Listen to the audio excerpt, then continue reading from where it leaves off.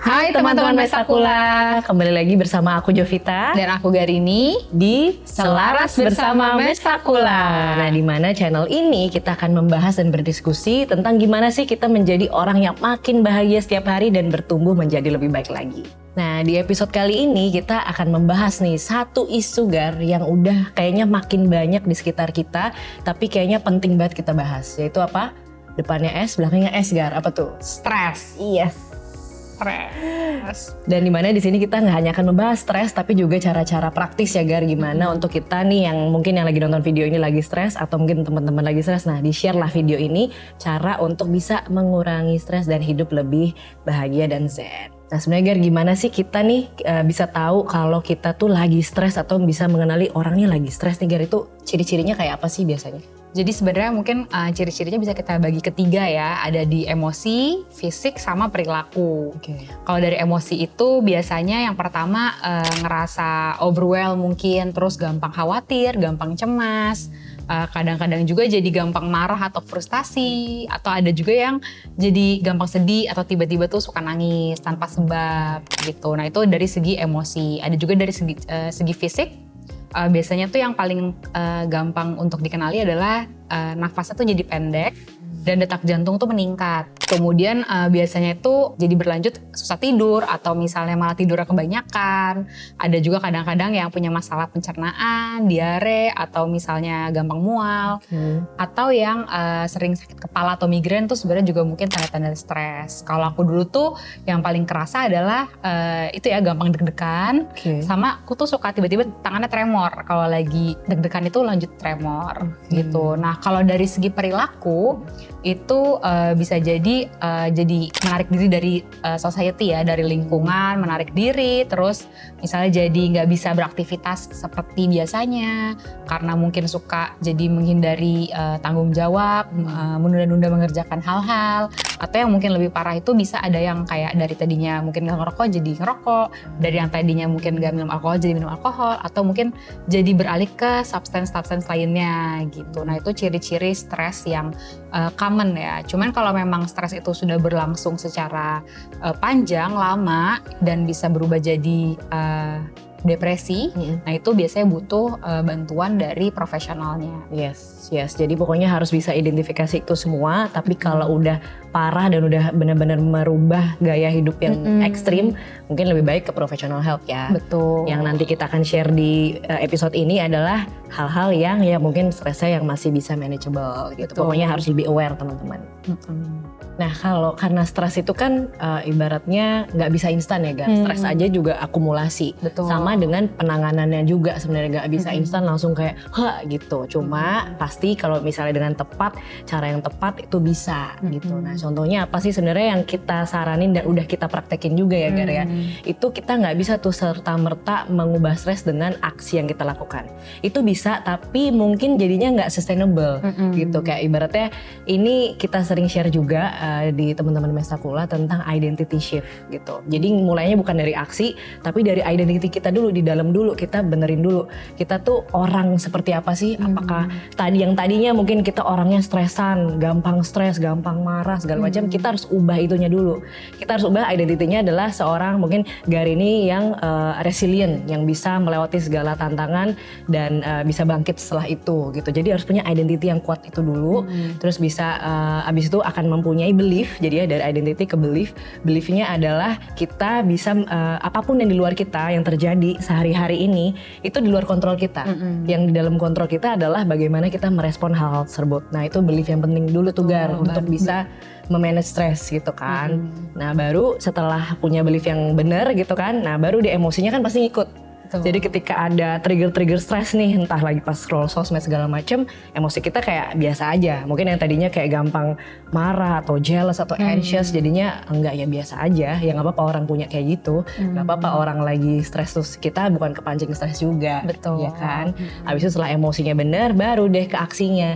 Gimana kita react gitu. Contohnya ketika bos kita mungkin lagi menegur kita gitu dengan caranya mungkin yang kita nggak suka, ya udah kita instead of merespon balik dengan marah atau kayak sedih sedih atau nangis, mungkin kita bisa step back dulu, terus tadi pikirin tuh tadi yang kita identity dan belief kita kayak oh ya nggak apa-apa, apapun yang terjadi, it's okay, aku cukup gitu kan, dan aku bisa melewati ini dengan ya tanpa harus stres gitu. Cara praktis kamu Gar biasanya kalau lagi stres apa sih yang kamu lakuin? Kalau aku tuh yang paling praktis ya, yang pertama tuh aku grounding. Jadi kalau aku lagi ngerasa udah mulai agak-agak stres nih, aku tuh ke alam. Ya mungkin kalau susah kayak ke gunung atau ke pantai ya, yang idealnya ya aku sesimpel cari tempat yang aku dekat dengan alam, ada rumput gitu ya, aku lepas alas kaki dan aku berdiri terhubung sama bumi sih. Itu buatku sangat powerful. Kayak kita jadi part of semesta yang luar biasa. Ini kita hanya ya kecil lah, bagian kecil itu ya. Nah kalau aku sendiri Gar, cara yang praktikal dan sangat ngaruh untuk prevent atau mengatasi stres itu adalah melakukan self affirmation. Atau pokoknya positive self talk ke diri sendiri.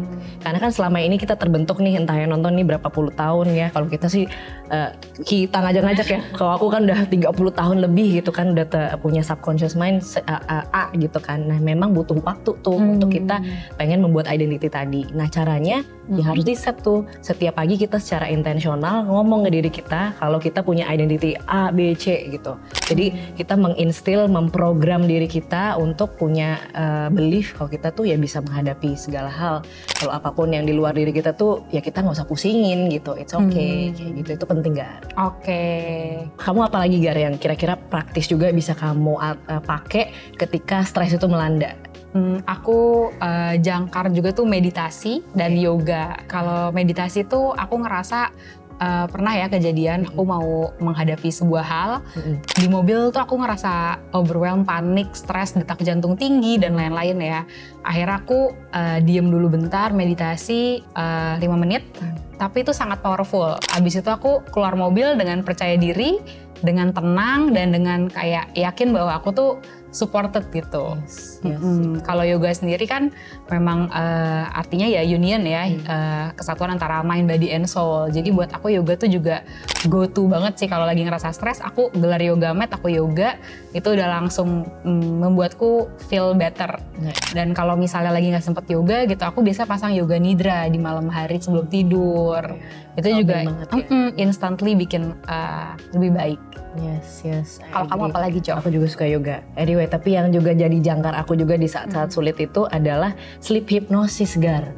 Wah itu kalau misalnya harinya lagi padat, pokoknya stressful banget, malamnya kita pasang, apalagi yang dari Mestakula punya gitu ya, yang kita udah buat teman-teman Mestakula, itu bener-bener besokannya langsung jadi tiba-tiba lupa aja gitu. Kayak hormonnya tiba-tiba udah ke-reduce, udah hilang, kayak ya udah another day, another challenge to face, ya udah nggak apa-apa gitu. Iya.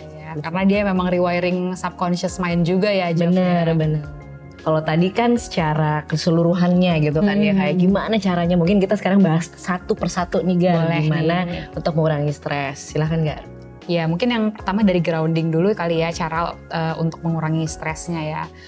Jadi grounding ini tuh sebenarnya teknik yang kita lakukan untuk kita fokus sama saat ini, dan kita bisa terhubung kembali dengan semesta yang lebih luas ya, mungkin paling gampang ya bumi gitu ya.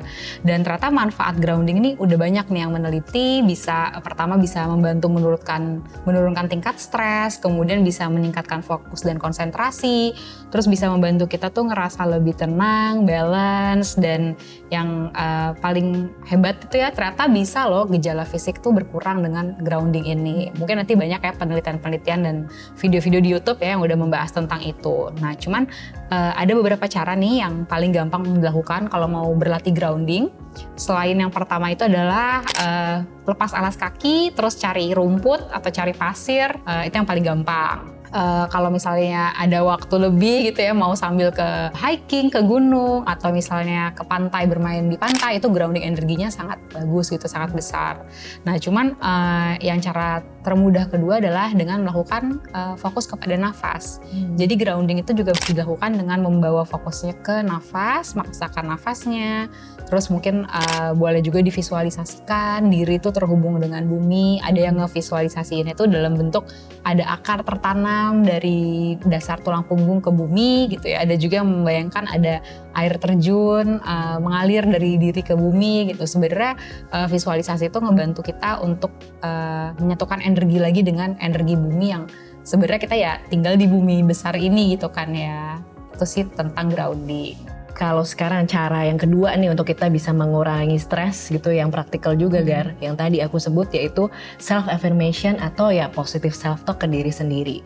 Karena sebenarnya apa? Karena ya selama kita hidup nih, kita udah keprogram nih subconscious kita, belief system kita, di mana dari pengalaman atau dari memang secara saintifik itu orang itu nggak biasa diprogram dengan hal-hal yang positif. Jadi pengalaman-pengalaman yang tersimpan tuh kebanyakan tuh negatif Gar. Makanya kita harus secara intensional mengulang-ulang terus mengomongkan suatu hal yang baik ke diri kita. Gitu. Contohnya apa sih kalau tentang stres ini? Contohnya misalnya setiap pagi nih pokoknya pas bangun tidur atau pas lagi mandi ngaca gitu ya, kita ngomong kayak aku cukup gitu, aku bisa. Terus aku bisa menghadapi segala hal yang terjadi hari ini gitu. Itu kan itu jarang banget lah, kapan gitu ya kita ngomong itu ke diri sendiri. Iya, kayak siapa juga kalau nggak ngomong sendiri, orang akan ngomong gitu jarang banget lah. Biasanya kalau punya pacar, tapi kan itu juga kalau pacarnya baik gitu. Tapi yang terpenting ya kita lakuin itu ke diri kita sendiri dulu aja, dan itu sangat ngefek Gar. Iya, gitu, karena bikin vibrasinya langsung tinggi ya. Betul, vibrasi langsung tinggi, kita jadi auto semangat. Ketika ada trigger datang, kita udah ibaratnya udah kayak meset, oh kita enggak kok, apapun yang terjadi sana itu enggak ngaruh ke gue gitu. Itu penting banget. Cara ketiga untuk bisa membantu mengurangi stres itu tadi adalah ya meditasi.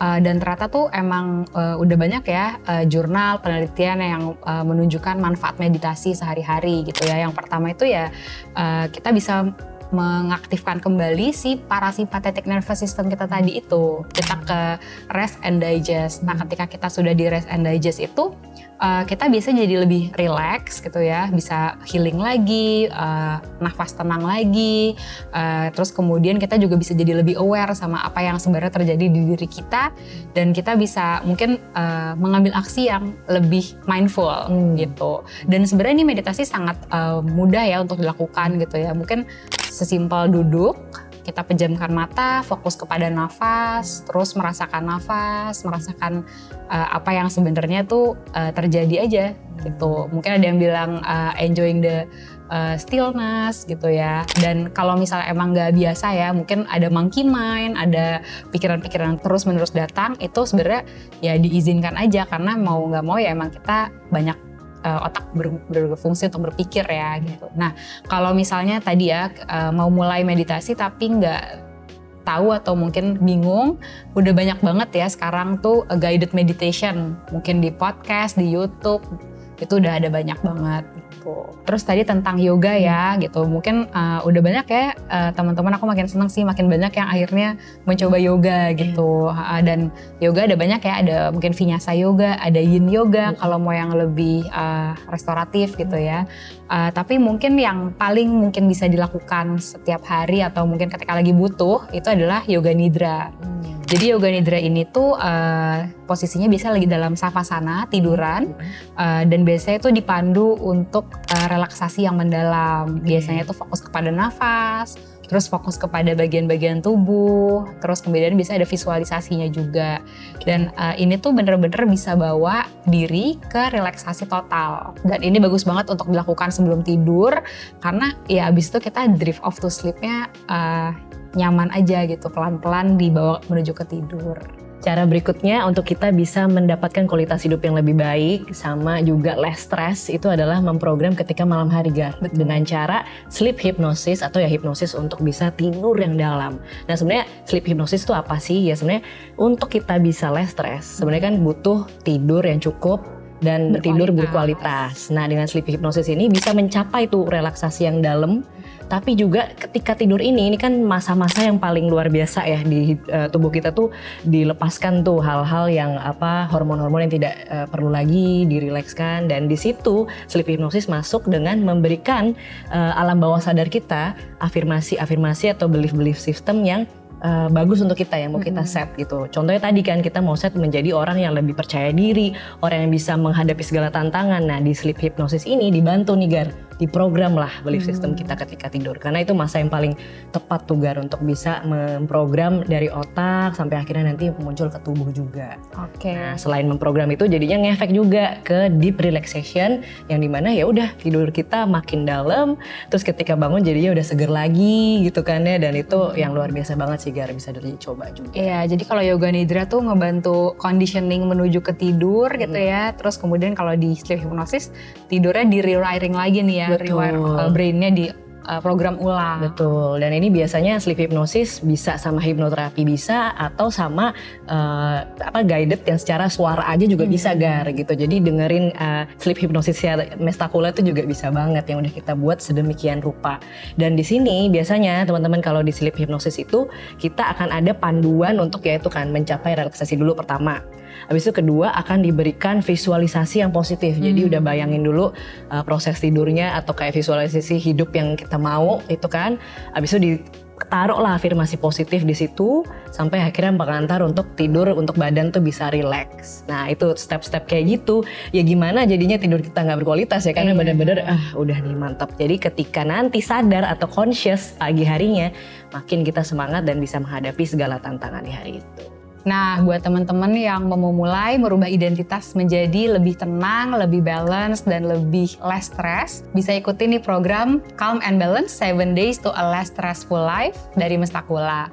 Di program ini kita akan mempelajari ya praktek-praktek, ada 4 metode untuk bisa menjadi lebih tenang, lebih nggak stres, dan nanti kita akan bangun menjadi gaya hidup yang lebih sehat setiap harinya. Dan nanti juga akan dilengkapi dengan jurnal. Kenapa penting jurnal ini? Karena tadi ya untuk membiasakan atau memulai suatu hal yang baru pasti sulit, pasti ada resistensi di diri. Nah dengan di jurnal ini akan ngebantu teman-teman nge-track progresnya udah sampai mana, dan kita udah buat sedemikian rupa yang mudah untuk teman-teman bisa tulis setiap harinya.